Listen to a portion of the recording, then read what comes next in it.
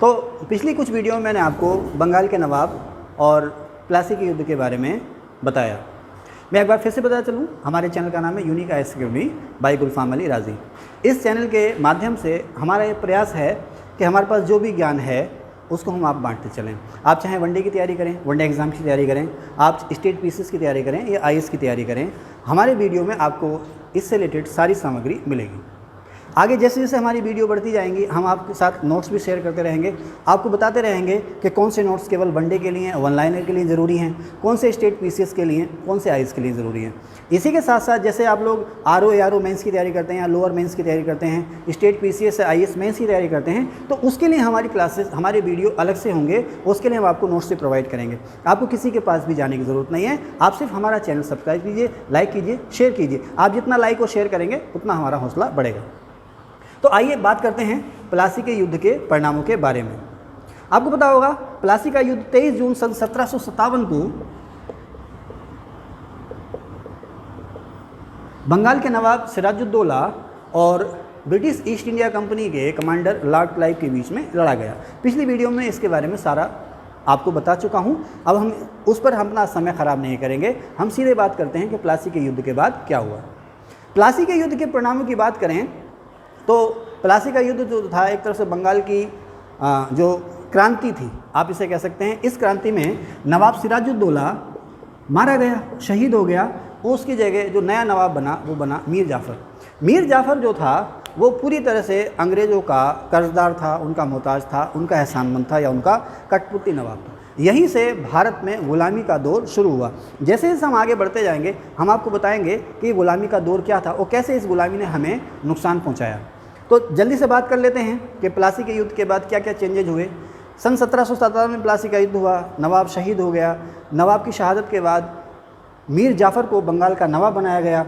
इसके अलावा जितने भी नवाब के वफ़ादार थे या तो उन्हें मार दिया गया या जेल में डाल दिया गया या वो भागने के लिए मजबूर हो गए।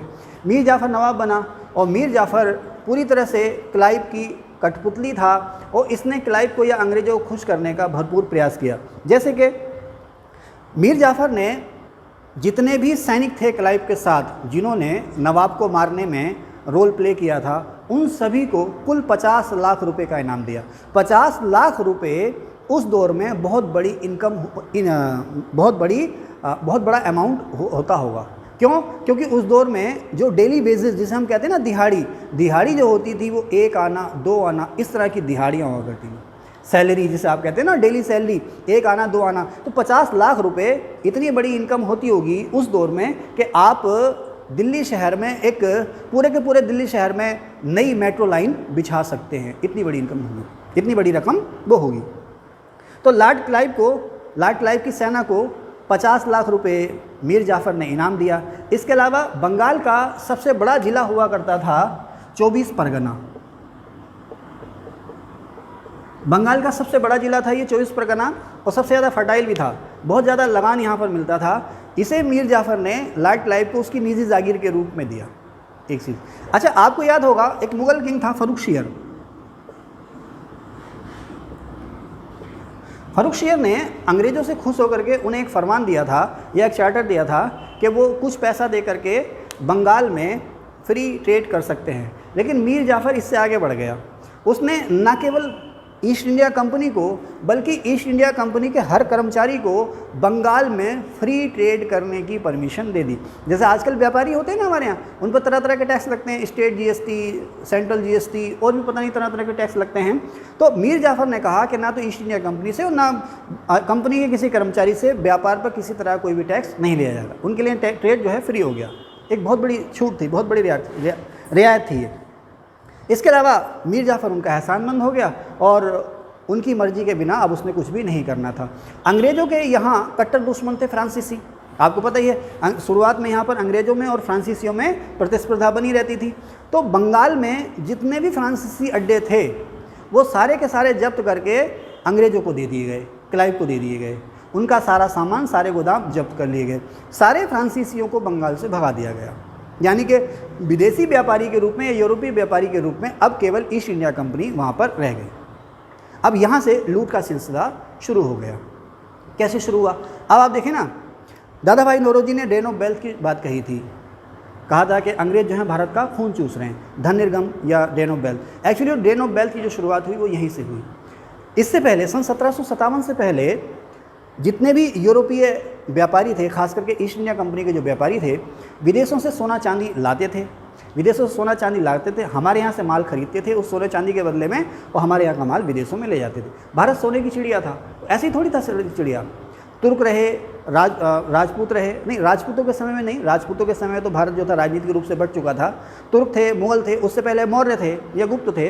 तो इन लोगों ने भारत का इंटीग्रेशन किया था। तो इंटीग्रेशन के बाद हमारे यहाँ खेती बाड़ी, दस्तकारी, छोटा मोटा उद्योग धंधे जो थे बहुत आसान हो चुके थे और एक हो चुके थे हम। चुंगियाँ, लड़ाई झगड़े सब शांत हो चुके थे।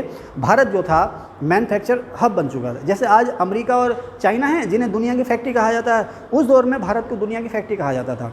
अंग्रेज़ों के आने से पहले, ध्यान रखिए, सन 1757 से पहले भारत की जो जीडीपी थी दुनिया की कुल जीडीपी का 25% थी। यानी कि दुनिया में जितनी दौलत थी उसका 1/4 25% अकेले भारत में था। और अंग्रेज़ों ने धीरे धीरे ऐसा लूटा कि जब हम आज़ाद हुए तो हम थे अविकसित देश या अल्प विकसित देश। खैर, तो ये सिलसिला धन को लूटने का यहाँ से शुरू होता है। कैसे शुरू होता है? अब आप देखें ना, अंग्रेज़ों को क्या छूट मिल गई कि उनको व्यापार पर किसी तरह कोई टैक्स नहीं देना है। तो इससे क्या हुआ, जब उनको टैक्स नहीं देना तो जो दो व्यापारी थे, पहले दोनों ही टैक्स दे रहे थे। नवाब जो था आपसे और आपसे दोनों से एक समान टैक्स ले रहा था, लेकिन अब एक व्यापारी से टैक्स नहीं लेना। अब वो क्या करता, जब उससे टैक्स नहीं लेना है तो उसने क्या किया कि वो आपके माल को, जो यहाँ पर लोकल लोग थे जिनसे सभी व्यापारी माल खरीद रहे हैं, उनको उस माल को वो ज़्यादा दाम पर खरीदने लगा। आप इसको ऐसे समझें, मार्केट में कई सारी कंपनियां हैं जो लोगों से माल खरीदती हैं। मैं भी, आप भी, कई सारे लोगों से माल खरीदते हैं। उसमें से मैंने क्या किया, आपको ज़्यादा दाम देने शुरू कर दिए। सपोज आप धान बेचते हैं, मैं बहुत बड़ा राइस मिलर हूँ मैं, और पूरे उत्तराखंड, बंगाल, बिहार, उत्तर प्रदेश में मेरी जो है राइस मिल फैली हुई है। शुगर फैक्ट्री, राइस मिल मेरे फैले हुए हैं, स्टील फैक्ट्री मेरी फैली हुई। खैर, उत्तराखंड यूपी में स्टील फैक्ट्री कहाँ लगेगी, ठीक है ना? तो क्यों नहीं लगेगी, आप सोच के बताना क्यों नहीं लगेगी। तो मेरे यहाँ मेरी बहुत सारी शुगर फैक्ट्री हैं, राइस मिल्स हैं। मैंने क्या किया, किसानों से गन्ना बाजार भाव से दोगुनी कीमत पर खरीदना शुरू कर दिया। धान गेहूँ किसानों से दोगुनी तिगुनी कीमत पर खरीदना शुरू कर दिया। अब दूसरे व्यापारी भी हैं, वो इतना पैसा किसानों को नहीं दे पा रहे, तो अब किसानों ने क्या किया, सारा माल मुझे बेचना शुरू कर दिया। भाई, किसान को जहाँ ज़्यादा पैसा मिलेगा वहीं जाएगा ना। मैंने दाम बढ़ा दिए आपके माल के, आप मुझे बेचने लगे। अब कुछ समय तक तो दूसरे व्यापारियों ने कंपटीशन में बने रहने के लिए वही पेमेंट दी जो मैं दे रहा हूँ, लेकिन धीरे धीरे उनका पैसा ख़त्म हो गया, बाजार से ख़त्म हो गए, चले गए, बाजार से वो चले गए। जैसे कोरोना के टाइम में क्या हुआ था ना, जो बड़े बड़े पूंजीपति थे, जो बड़ी बड़ी कंपनियां थी, वो बनी रही। जो बड़े बड़े शॉपकीपर थे, बड़े बड़े व्यापारी थे, वो तो बने रहे, लेकिन जो छोटी कंपनियां, छोटे व्यापारी थे, उनका बिस्तर बंद गया कोविड के समय में। तो उसी तरह से अंग्रेज़ों ने जो कच्चा माल या तैयार माल जो भी यहाँ से लेते थे उसकी कीमत बहुत ज़्यादा बढ़ा दी। तो जो लोकल व्यापारी थे 2, 3, 4 साल में कंपटीशन से हट गए, उनकी दुकानदारी ठप हो गई। अब अंग्रेज़ों का यहाँ पर एक छत्र राज हो गया। अब आप देखें ना, धीरे धीरे अंग्रेज़ों ने इस शातिराना चाल से जो लोकल व्यापारी थे उनको मार्केट से हटा दिया। अच्छा, एक पहलू तो ये था। दूसरा पहलू ये था कि पहले, प्लासी से पहले अंग्रेज़ जो थे अपने साथ कीमती धातुएं, सोना चांदी वगैरह यहाँ से लेकर आते थे और अपना माल यहाँ से ले जाते थे। लेकिन अब क्या हुआ, आप देखें ना, प्लासी के युद्ध के बाद मीर जाफ़र ने सभी सैनिकों को 50 लाख रुपये कैश इनाम दिया, है ना। इसके अलावा लॉर्ड क्लाइव को 24 परगने का जिला उसकी निजी जागीर के रूप में दिया, और भी फौज को बहुत सारे इनाम दिए। अब अंग्रेज़ों को व्यापार में जो छूट मिली, जो जागीरें मिली, इसके अलावा जो कैश प्राइज़ मिला और जो गिफ्ट मिले, उनके पास इतना पैसा हो गया कि अब उन्हें अपने घर से, इंग्लैंड से सोना चांदी या पैसा लाने की ज़रूरत नहीं है। वो यहीं के पैसे से माल खरीदते थे, उसको विदेश भेज देते थे और उससे प्रॉफिट कमाते थे, ठीक है। अच्छा, अब ये जो सिलसिला है कि प्लासी के बाद ड्रेन ऑफ वेल्थ किस तरह से हुआ, किस तरह से अंग्रेज़ों ने भारत को लूटा, इसका जिक्र हम अगले वीडियो में करेंगे। अभी हम प्लासी के बाद, उसके बाद और क्या घटनाक्रम घटे हैं उसकी चर्चा हम करते हैं। सन 1757 में मीर जाफ़र नवाब बना। सन 1757 से 1760 तक मीर जाफ़र नवाब बना। अच्छा, अब देखें ना, इनकम के सोर्सेज बहुत कम थे, लेकिन अंग्रेज़ों की डिमांड जो थी, मांगें लगातार बढ़ती जा रही थी। लगातार अंग्रेज़ों की डिमांड बढ़ती जा रही थी। एक स्टेज आने के बाद मीर जाफ़र ने हाथ खड़े कर दिए, वो मेरे पास अब कुछ भी नहीं है, महल के बर्तन बिकने को तैयार है, मैं आपकी डिमांड अब पूरी नहीं कर सकता। अब जब अंग्रेज़ों ने देखा कि मीर जाफ़र उनके किसी काम का नहीं रहा है, लेकिन अंग्रेज़ों का लालच लगातार बढ़ता जा रहा था, और चाहिए था, तो उन्होंने मीर जाफ़र के नवाब मीर कासिम को आगे बढ़ाया। अब जो मीर जाफ़र ने किया था सिराजुद्दौला के साथ, वही किया मीर कासिम ने मीर जाफ़र के साथ। लेकिन मीर जाफ़र यहाँ समझदार रहा, उसने हालात को भांप लिया। उसने देखा कि अंग्रेज़ों के ख़िलाफ़ जाने का मतलब है जान से हाथ धो देना। जब अंग्रेज़ों ने मीर जाफ़र का महल घेर लिया, उसने चुपचाप गद्दी या चुपचाप सिंहासन छोड़ दिया। किसके फेवर में? मीर कासिम के फेवर में। मीर कासिम जो था मीर जाफ़र का दामाद था। अंग्रेज़ों ने अब उसे अपने फेवर में ले लिया था। तो सन 1760 में मीर जाफ़र को हटाया गया। मीर कासिम जो था वो बंगाल का नया नवाब बना। इसको कहा जाता है बंगाल की पहली रक्तहीन क्रांति। कई बार सवाल आया, ध्यान रखना, कि बंगाल की पहली रक्तहीन क्रांति क्या हुई? सन 1760 में। किसे हटाया गया? मीर जाफ़र को। और किसे नवाब बनाया गया? मीर कासिम को। अब यहाँ से मीर कासिम जब नवाब बना तो उसने ये दिखाया कि मैं आपको मीर जाफ़र से भी ज़्यादा राहतें या मीर जाफ़र से भी ज़्यादा सहूलतें दे दूँगा। अब जब मीर कासिम नवाब बना तो उसने 29 लाख रुपया कैश, हार्ड कैश कंपनी को दिया। इसके अलावा और बहुत सारी छूटें दी, जिसमें बर्धमान, मेदिनीपुर और चटगांव। बर्धमान, मेदिनीपुर और चटगांव, ये तीन बहुत बड़े फर्टाइल ज़िले थे। चटगांव तो आप तो समझते हैं बांग्लादेश का एक फेमस बंदरगाह भी है, और वहाँ पर वो ट्रेड और मैन्युफैक्चर का हब बन चुका है। ये तीनों ज़िले जो थे उसने कंपनी को दे दिए निजी जागीर या रियासत के रूप में। इसके अलावा व्यापार में और भी तमाम तरह की चीज़ों में और उसको छूट देनी शुरू कर दी।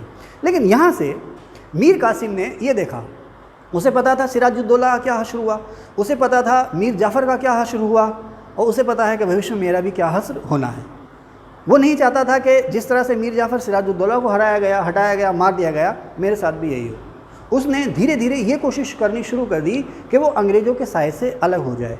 अंग्रेज़ों पे जो डिपेंडिंग बनी हुई है, अंग्रेज़ों पे जो निर्भरता बनी हुई है गद्दी के लिए, वो ख़त्म हो जाए। उसके लिए उसने क्या काम करना शुरू किया?